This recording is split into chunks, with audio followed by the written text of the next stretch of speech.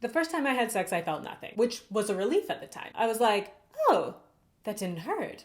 Fantastic. Because most of what you hear about losing your virginity as a female is that it's gonna hurt, you will probably bleed, and you absolutely will not come. It never occurred to me that I would or even could feel pleasure, and so when I felt nothing, I chalked that up to a win. Years later, however, and a lot more sex that felt like nothing later, I realized that although nothing isn't pain and blood, it also isn't good. My name is Kendra. I am a sex coach specialized in female pleasure, and I had the most mediocre sex life that you could imagine for almost a decade. I spent my 20s wondering why everyone in movies and in my social circles was talking like sex was so great. Meanwhile, the only sex act that I actually enjoyed was a 5-minute quickie with me, myself, and my right hand. Any sex that I had with somebody else was fine at best and painful at worst. And I felt left out. Like everybody else was in this epic sex club, and I did not know the password to get in. It sucked. I couldn't come with a partner. I only felt warmth and wetness when someone went down on me, and being penetrated, I just felt pressure, and I felt like I was full. No joy, no desire, no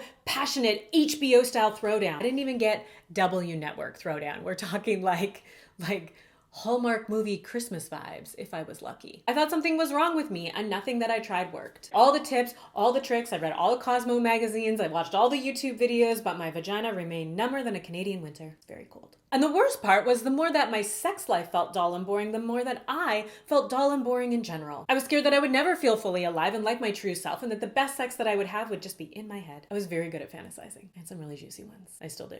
So by my late 20s, I had had enough. I was like, no more settling for this C+ sex. I am an overachiever by nature, and I want the A+ as well as any bonus marks available. So I went deeper. I stopped approaching sex like it was a skills-based performance, and instead I started looking at my own psychological, emotional, and physical imprinting regarding my sexual self. I explored the depth of my sexual shame and conditioning. I read, I studied, and I practiced sex therapy, sexology, tantra, somatic sex education, orgasmic meditation, the anatomy of arousal, and any other sex education material that I could get my hands on, including the Netflix series Sex Education, which is fantastic. I highly recommend it. And today, not only have I created a sensational, playful, and multi-orgasmic sex life for myself, but I have also trained to be a coach and counselor to help other women do the same. And the biggest thing I've learned on my journey is that where most people get tripped up when trying to have a fulfilling sex life is they look for those quick fixes or Cosmo-like solutions. Whereas in order to have a really vibrant, playful, and ecstatic sex life, it's way more influential to address the underlying emotional and biochemical factors that dictate pleasure and arousal. Because when you address these underlying factors, you unlock this full-bodied arousal and sexual confidence that allows you to step into the sex life of your dreams. It also helps you to come home to the truest and most authentic version of yourself. When this happens, we call it the embodiment of your bodacious babe energy, and I coach women